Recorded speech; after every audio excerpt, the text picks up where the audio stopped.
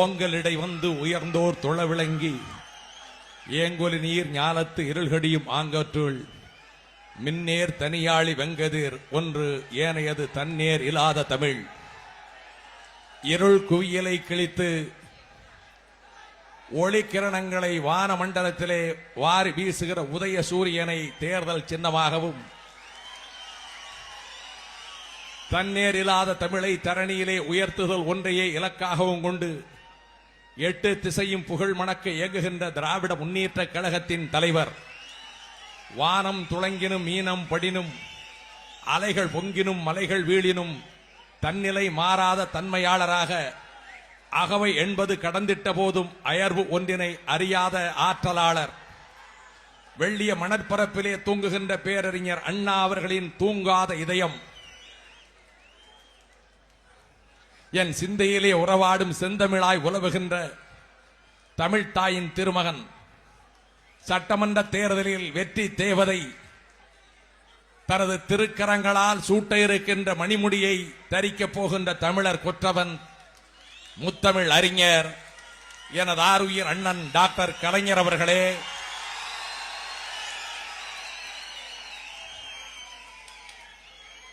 ராஜராஜனுக்கும் ராஜேந்திரனுக்கும் பின்னர் சோழ பேரரசுக்கு புகழ் தந்த அனபாய குலோத்துங்க சோழனுக்கு வாய்த்திட்ட படை தலைவனாம் கருணாகர தொண்டைமானை போல ஆரூர் தந்த அஞ்சுக செல்வருக்கு வாய்த்திட்ட சேனாதிபதியாம் தஞ்சை தரணியின் வைர மணித்தூண், இந்த மாநாட்டின் தலைவர் எனது அன்பு அண்ணன் கோசி மணி அவர்களே, நட்புக்காகவும் நாட்டுக்காகவும் தன் உயிரை தந்தானே மகமத் கான் அவனை போல தான் நேசிக்கின்ற தலைவனுக்காகவும் இயக்கத்துக்காகவும் அர்ப்பணித்து அரசியல் நடத்துகிற என்னுடைய அருமை நண்பர் மாநாட்டு திறப்பாளர் ரகுமான் கான் அவர்களே, தந்தை பெரியார் அவர்களின் தன்மானத்தை, பேரறிஞர் அண்ணா அவர்களின் லட்சியத்தை உயிர் மூச்சாக கொண்டு வாழுகிற திராவிட முன்னேற்ற கழகத்தின் பொதுச் செயலாளர் ஆருயிர் அண்ணன் பேராசிரியர் அவர்களே, கழகத்தின் பொருளாளர் அண்ணன் ஆர்காட்டார் அவர்களே, துணை பொதுச் செயலாளர் அன்பு சகோதரர் மு க ஸ்டாலின் அவர்களே, துணை பொதுச் செயலாளர் சகோதரர் பரிதி இளமழுதி அவர்களே, துணை பொதுச் செயலாளர் சகோதரி திருப்பதி சர்க்குண பாண்டியன் அவர்களே, மாநாட்டின் வரவேற்பு குழு தலைவர் அன்பு சகோதரர் ஐ பெரியசாமி அவர்களே, இந்நாள் முன்னாள் அமைச்சர் பெருமக்களே, இந்நாள் முன்னாள் சட்டமன்ற நாடாளுமன்ற உறுப்பினர்களே, காங்கிரஸ் கட்சியின் தமிழ் மாநில தலைவர் மதிப்புக்குரிய சகோதரர் ஜி கே வாசன் அவர்களே, பாட்டாளி மக்கள் கட்சியினுடைய தலைவர் மரியாதைக்குரிய டாக்டர் ராமதாஸ் அவர்களே, மார்க்சிஸ்ட் கம்யூனிஸ்ட் கட்சியினுடைய தமிழ் மாநில செயலாளர் மதிப்புக்குரிய என் வரதராஜன் அவர்களே, இந்திய கம்யூனிஸ்ட் கட்சியினுடைய தமிழ் மாநில செயலாளர் நல்லக்கண் அவர்களே, இந்திய யூனியன் முஸ்லீம் லீக் இயக்கத்தின் தமிழ் மாநில தலைவர் பேராசிரியர் காதர் மைதீன் அவர்களே, தோழமைக்குரிய அரசியல் இயக்கங்களின் தலைவர்களே, ஜனநாயகத்தின் விழிகளாக செவிகளாக நான் எந்நாளும் மதிக்கின்ற பத்திரிகையாளர்களே, அன்புடைய தாய்மார்களே, சகோதரிகளே, பெரியோர்களே, மாவட்ட செயலாளர்களே, அன்பார்ந்த என்ற காந்த குரல் தொடங்கி என் உயிரினும் மேலான உடன்பிறப்புகளே என்ற சொல் செவிகளிலே விழுகிற மாத்திரத்தில் இதோ எழுகின்ற ஒலியை விட 1000 மடங்கு கடலலையின் போர் முழக்கமாக, வான மண்டலத்திலே எழுகின்ற இடியின் ஓசையாக கர ஒலி எழுப்பவும், தலைவர் அவர்கள் கண்ணசைவில் சுட்டு விரல் நீட்டும் திசையில் களங்காணவும் காத்துக் கொண்டிருக்கின்ற திராவிட முன்னேற்ற கழகத்தின் தீரர்களே வணக்கம். தமிழக அரசியல் வரலாற்றில் மகோன்னதமானதோர் திருப்பத்துக்கு பாதை அமைக்கின்ற திண்டுக்கல் மண்டல மாநாட்டில் உரையாற்றுகின்ற உயர்ந்த சந்தர்ப்பத்தை தந்த கழக தலைவர் அவர்களுக்கும் திராவிட முன்னேற்ற கழகத்திற்கும் எனது நெஞ்சிலே நிறைந்திருக்கின்ற நன்றியை தெரிவிப்பது தலையாய கடமையாகும். நைல் நதி கரை முதல் ரைன் நதி கரை வரையில் புகழ் குவித்த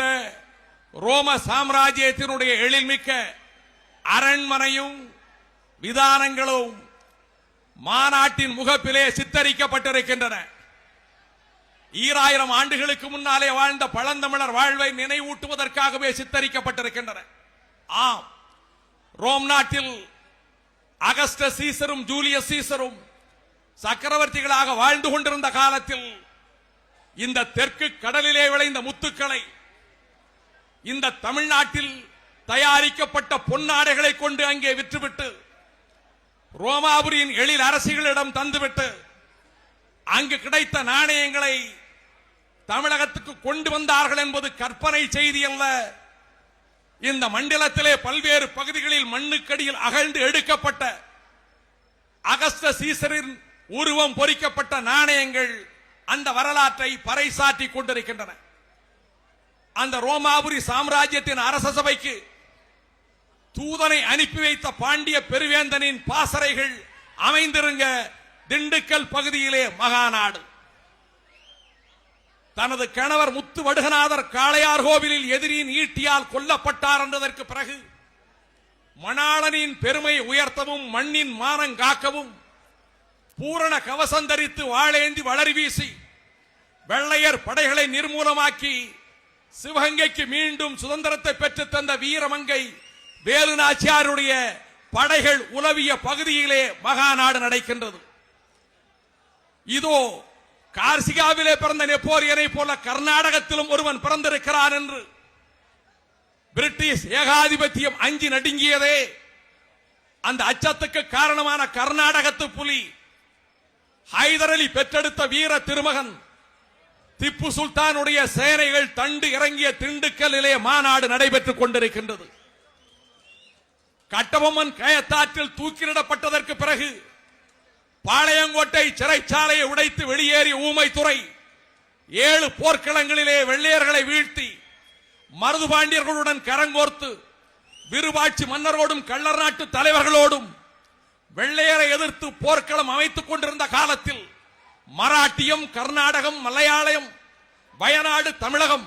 இந்த பகுதிகளைச் சேர்ந்த வீர வேங்கைகள் பலர் இதே திண்டுக்கல்லில் தான் 1800ஆம் ஆண்டு அந்நியர் ஆதிக்கத்தை தகர்ப்பதற்காக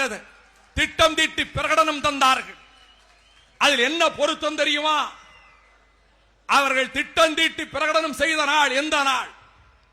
எந்த பாளையங்கோட்டை சிறையில் அடைபட்டு கிடந்த தம்பியை பார்க்க வந்த அண்ணன் தன்னை வெல்வான் தரணியை வெல்வான் என்ற அங்கு பொறிக்கப்பட்டிருந்த வாசகங்களுக்கு இலக்கணமாக தம்பி இங்கே அடைபட்டு கிடக்கிறான் என்று 65 சொன்னாரோ அந்த தலைவன் எந்த தலைவனுடைய பிறந்த நாளை கொண்டாடுவதற்கு இங்கே திரண்டிருக்கின்ற திராவிட முன்னேற்ற கழக தோழர்கள் மட்டுமல்ல, திராவிட முன்னேற்ற கழக கொடி எங்கெல்லாம் உயர்கிறதோ அங்கு வாழக்கூடிய கோடிக்கணக்கான தமிழர்கள் எந்த தலைவனுடைய பிறந்த நாளை கொண்டாடி மகிழ்கின்றார்களோ அதே ஜூன் 3ஆம் நாள் அந்த திட்டம் வகுக்கப்பட்டது என்பதையும் நான் பொருத்தமான இடத்திலே சொல்லுவதிலே பெருமைப்படுகின்றேன். அண்ணன் அவர்களே, இந்த மாநாட்டில் உரையாற்றுகிற நேரத்தில் காலத்தின் அருமை கருதி நான் எண்ணி வந்த பலவற்றை பேசுவதற்கு வாய்ப்பு இல்லை என்று சொன்னாலும் கூட கடந்த கால சம்பவங்கள் சில என் நெஞ்சத்திலே நிழலாடி கொண்டிருக்கின்றன. 21 ஆண்டுகளுக்கு முன்னால் ஒரு முன்னிரவு பொழுதிலே நான்மாட கூடலிலே இருந்து நீங்கள் புகைவண்டியில் அந்நியாரோடு புறப்பட்டு வந்த போது வழக்கமாக வருகின்ற சண்முகநாதனும் கோபாலும் கூட அன்றைக்கு வரவில்லை. நீங்கள் எங்கிருந்தாலும் உங்களை சுற்றியே சிந்தித்துக் கொண்டிருக்கக்கூடிய திராவிட முன்னேற்ற கழக தொண்டர்களில் ஒருவனாக இமைகள் மூடினாலும் கூட எதிரிகள் வந்து விடுவார்கள் என்று கவலையோடு கடமையாற்றக்கூடிய தீரர்களில் ஒருவனாக உலவிக் கொண்டிருந்த அந்த காலம். ஆகவேதான் நீங்கள் அறியாமலேயே அந்த ரயில் பெட்டியின் வாசலில் நான் நின்று கொண்டிருந்த நேரத்தில் இந்த திண்டுக்கல் ரயில் அடியிலே பாண்டியன் துரித வண்டி நின்ற நேரத்தில் அந்த இடத்துக்கு மதுவருந்திய வெறியோடு அட்டகாசமாக நுழைந்தார் ஒரு அதிமுக அமைச்சர். இந்த இடத்திற்குத்தான் நான் தங்க வேண்டும், டாக்டர் கலைஞர் அவர்கள் இருக்கிற அந்த இடம்தான் வேண்டும் என்று கூறிய போது எதற்கென்று கேட்டதற்கு அவருக்கு தனிமை வேண்டும் என்று கைது செய்து கொண்டிருந்த ரயில்வே அதிகாரிகள் அதற்கு விளக்கம் சொன்ன வேளையில் எதிரே 3 படுக்கைகள் காலியாக இருக்கின்றன, தாராளமாக அவர் தங்கலாமே என்று அதற்கும் அவர் மறுப்பு சொல்ல, அந்த மேல்தட்டிலே படுத்து தூங்கிக் கொண்டிருந்த ஒருவரை அந்த வேளையிலும் போய் தயக்கத்தோடு தட்டி எழுப்பி தமிழ் குலத்தின் தலைவர், இந்த மண்ணின் மன்னர் இந்த புகை வண்டியில் வருகிறார், இங்கே தொல்லை விளைவிப்பதற்கு மந்திரி ஒருவர் முயற்சிக்கிறார், உதவிட வேண்டும் என்று கேட்க அந்த தூக்கத்திலிருந்து கண் விழித்த அந்த பெரிய மனிதர், அந்த மாமனிதர் நான் என்ன செய்ய வேண்டும் என கூற, இன்னொரு பெட்டியில் எனக்கு ஒதுக்கப்பட்ட இடம் இருக்கிறது, அங்கு செல்லலாமா என அடுத்த நிமிடத்தில் அவர் செல்ல, இப்பொழுது 4 படுக்கைகள் இடமும் காலியாக இருக்கிறதே, மந்திரி எங்கே போகலாமே என்று கூறியதற்கு இல்லை, கலைஞர் இருக்கிற அந்த இடம் தான் எனக்கு வேண்டும் என்று அவர் அடம் பிடிக்க, அதை கேட்டுக்கொண்ட அதிகாரிகள் அந்த கதவை தட்டுவதற்கு முன்வந்த வேளையில் நான் சொன்னேன், இந்த கதவை எந்த கரம் தட்டினாலும் அந்த கரம் இங்கே இற்று விழும், என் பிணத்தின் மீதுதான் இங்கே எவனும் இந்த கதவை நெருங்க முடியும் என்று கூறிய போது பிளாட்பாரத்திலே திரண்டிருந்த தமிழ் மக்கள் எழுப்பிய அவர்கள் உணர்ச்சி குரலை கேட்டு அஞ்சி போன அமைச்சர் மற்ற மூவரோடு எதிரே இருந்த பெட்டிக்குள் போய் உட்கார்ந்தது மட்டுமல்ல, நான் தன்னந்தனி ஆள்தான், ஆனால் வழி அனுப்ப வந்த மொத்த போலீஸ் பட்டாளத்தையும் அவர்கள் ஏற்றுக்கொண்ட போது அந்த இரவிலும் குடிபோதையில் அந்த கதவை தட்டிவிடக் கூடாது என்று கருதி அந்த இரவெல்லாம் உணவருந்தினால் தூக்கம் வந்து விடுமோ என்று கருதி அந்த வாசலில் சிலையாக நின்று கொண்டிருந்த நான் பொழுது புலர்ந்ததற்கு பின்னர் செங்கல்பட்டில் ரயில் நின்ற வேளையில் கதவை தட்டி காப்பி கோப்பைகளை நீட்டிய போது நீங்கள் இங்கு எங்கு வந்தீர்கள், நீ எங்கே வந்தாய் என்று நீங்கள் கேட்க நடந்ததை நான் மெதுவாக சொல்ல, தம்பி நீ அப்பொழுதே சொல்லி இருந்தால் நான் இந்த இடத்தை விட்டு அடுத்த இடத்துக்கு போயிருப்பேனே என்று பண்பாட்டோடு நாகரிகத்தோடு நீங்கள் கூற, இரவெல்லாம் இங்கேயா நான் இருந்தாய், இந்த இடத்திலேயா காத்துக் கொண்டிருந்தாய் என்ற போது நான் மௌனமாக தலை அசைக்க உங்கள் கண்களிலே இருந்து உருண்டு ஓடியதே கண்ணீர் துளிகள், அதை மறக்காத ஒரு தம்பிதான் ராதாபுரத்திலே பாய்ந்து வந்த உளி, அது இயற்கையின் அருட்கொடையால் அனிச்ச செயலால் நீங்கள் தப்பிட வீசிய கயவனை ஓடி பிடித்து அவனை கையும் மெய்யும் சோர அவனை நைய புடைத்து காவல்துறையிடம் ஒப்படைத்த தம்பிதான். ஏன் 14 மாடி கட்டிடம் நடுங்குகிறதே பூமி அதிர்ச்சியில் டெல்லியில் என்ற போது அச்சம் உங்கள் முகத்தில் ஒரு சிறு சலனரேகை கூட இல்லையே என்று அன்றைக்கு பதறி துடித்த அந்த தம்பிதான். கும்பகர்ணனை போன்ற உங்கள் தம்பிதான், வஞ்சகம் அறியாத தம்பிதான். இந்த மாநாட்டில், திண்டுக்கல் மாநாட்டில் உங்கள் முன்னால் நன்றி உணர்வோடு நான் நிற்கிறேன். என் இதயத்தை பிளந்து சொல்லுகின்றேன், நான் மிக சாமானியம். ஆனால் நீங்கள் நான் இருந்த கொட்டடிக்கு 2 முறை வந்தீர்கள். வந்தது மட்டுமல்ல, ஓராண்டு நான் சிறைவாச நிறைவேறிய நேரத்தில் உங்கள் நெஞ்சில் என்ன, அனைவர் நெஞ்சிலும் இன்றைக்கு நிலைத்திருக்கக்கூடிய திராவிட இயக்கத்தின் சித்தாந்தவாதி என்று நான் போற்றிக் கொண்டிருந்த, நாடாளுமன்றத்தில் எனக்கு ஆசானாக இருந்த அண்ணன் மாறன் உயிருக்கு ஆபத்து என்று கேட்ட நேரத்திலே கூட கூட்டத்தை தள்ளி வைக்க கூடாது என்று மயிலை மாங்கோலையிலே கூட்டம் பேசிவிட்டு பாரசீக காவியத்தில் மகன் மடியலாம், இந்த தம்பி நீண்ட நாள் வாழ வேண்டும் என்று வாழ்த்தினீர்களே, அந்த தம்பி ஐயா இல்லை, அண்ணா இல்லை, நான் இருக்கிறேனடா தம்பி என்ற என்னை கவிதையாலே இலக்கியங்கள் தீட்டிய அந்த கரத்தால் கவிதை எழுதி வாழ்த்தினீர்களே, அந்த தம்பி நன்றி உணர்வோடு இங்கு நிற்கிறேன். சிறைச்சாலையிலிருந்து வெளியே வந்து நாடு சுற்றி வந்தோம். 40 தொகுதிகள், மகத்தான வெற்றி கிடைத்தது. அந்த வெற்றி இந்திய திருநாட்டின் அரசியலில் ஒரு திருப்பத்தை உருவாக்கி கொடுத்திருக்கின்றது. அமைந்திருக்கின்ற ஐக்கிய முற்போக்கு கூட்டணி அரசு, டாக்டர் மன்மோகன் சிங் அரசு, வாழ்த்துகிறேன். ஆனால் மகிழ்கிறேன், திராவிட இயக்கத்தின் வீரனாக, தொண்டனாக தெற்கிலிருந்துதான் ஒரு வரலாறு எழுதப்பட வேண்டும் என்று ஆசைப்பட்டோமே, அந்த வரலாறு இன்றைக்கு எழுதப்படுகின்றது. இந்த வரலாறு தீட்டப்படுகின்ற நேரத்தில் அரசு அமைந்திருக்கிறது. பாலு வர்ணித்தாரே திட்டங்கள், தயாநிதி மாறன் சொன்னாரே திட்டங்கள், இந்த திட்டங்கள் தமிழகத்துக்கு வழங்கப்படுகின்றன. ஆம், சேது சமுத்திர கால்வாய் திட்டம் நிறைவேற்றம், செம்மொழியின் அரங்கு